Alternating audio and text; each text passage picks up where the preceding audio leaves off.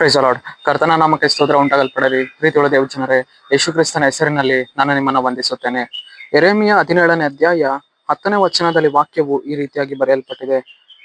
ಹೃದಯವನ್ನು ಪರೀಕ್ಷಿಸುವವನು, ಅಂತರಿಂದ್ರಿಯವನ್ನು ಶೋಧಿಸುವವನು ಆಗಿದ್ದೇನೆ ಎಂದು ವಚನವು ಬರೆಯಲ್ಪಟ್ಟಿದೆ. ಅಂದರೆ ಪ್ರೀತಿಯುಳ್ಳ ದೇವಜನರೇ, ಕರ್ತನಾಗಿರುವಂತಹ ದೇವರು ಮುಂಜಾನೆ ವೇಳೆಯಲ್ಲಿ ಆತನು ನಮ್ಮೊಟ್ಟಿಗೆ ಈ ರೀತಿಯಾಗಿ ಮಾತನಾಡುವವರಾಗಿದ್ದಾರೆ. ಏನೆಂದರೆ, ಹೃದಯವನ್ನ ನಾನೇನ್ ಮಾಡುವವನಾಗಿದ್ದೇನೆ, ಪರೀಕ್ಷಿಸುವವನು ನಾನಾಗಿದ್ದೇನೆ. ನಿಮ್ಮ ಹೃದಯಗಳನ್ನ, ನಿಮ್ಮ ಅಂತರೇಂದ್ರಿಯಗಳನ್ನ ಶೋಧಿಸಿ ಕಂಡುಕೊಳ್ಳುವವನು, ತಿಳಿದುಕೊಳ್ಳುವವನು ನಾನು ಆಗಿದ್ದೇನೆ ಎಂದು ಕರ್ತನಿ ಮುಂಜಾನೆ ವೇಳೆಯಲ್ಲಿ ನಮ್ಮೊಟ್ಟಿಗೆ ಮಾತನಾಡುವವರಾಗಿದ್ದಾರೆ. ಪ್ರೀತಿಯುಳ್ಳ ದೇವಜನರೇ, ದೇವರು ನಮ್ಮ ಹೃದಯಗಳನ್ನ ಪರೀಕ್ಷಿಸುವವರಾಗಿದ್ದಾರಂತೆ. ಕರ್ತನು ನಮ್ಮನ್ನ ಶೋಧಿಸಿ ತಿಳಿದುಕೊಳ್ಳುವವನು. ನಾನು ಹೋಗುವಂತಹ ಮಾರ್ಗದಲ್ಲಿ, ಬರುವಂತಹ ಮಾರ್ಗದಲ್ಲಿ ಕರ್ತನು ನನ್ನನ್ನು ಪರೀಕ್ಷಿಸುವವನಾಗಿದ್ದಾನೆ. ಕರ್ತನು ನಮ್ಮನ್ನು ಶೋಧಿಸಿ ತಿಳಿದುಕೊಳ್ಳುವವನಾಗಿದ್ದಾನೆ. ಪ್ರೀತಿಯುಳ್ಳ ದೇವಜನರೇ, ದೇವರಿಗೆ ನಾವು ಹತ್ತಿರ ಹೋಗಿ ನಿಂತುಕೊಂಡು ನಮ್ಮನ್ನು ನಾವು ಗೊತ್ತು ಮಾಡುವಂಥದ್ದಲ್ಲ.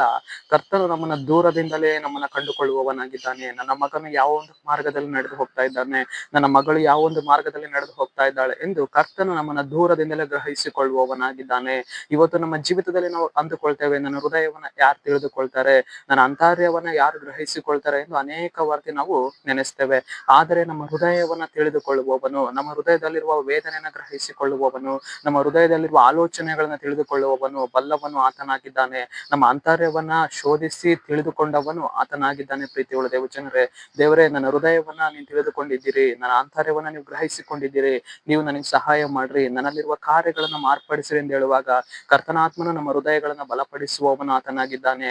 ಕುಗ್ಗಿ ಹೋದ ಹೃದಯಗಳನ್ನ ಸರಿಪಡಿಸುವವನು ಆತನಾಗಿದ್ದಾನೆ. ನಮ್ಮ ಆಂತರ್ಯಗಳನ್ನ ಬಲಪಡಿಸುವವನು ಆತನಾಗಿದ್ದಾನೆ. ಪ್ರೀತಿಯುಳ್ಳ ದೇವಜನರೇ, ಸರಿ, ನಾವು ಪ್ರಾರ್ಥಿಸಿಕೊಳ್ಳೋಣ. ಅಪ್ಪ ಕರ್ತನೆ, ನಿನ್ಗೆ ಸ್ತೋತ್ರ ಸ್ವಾಮಿ.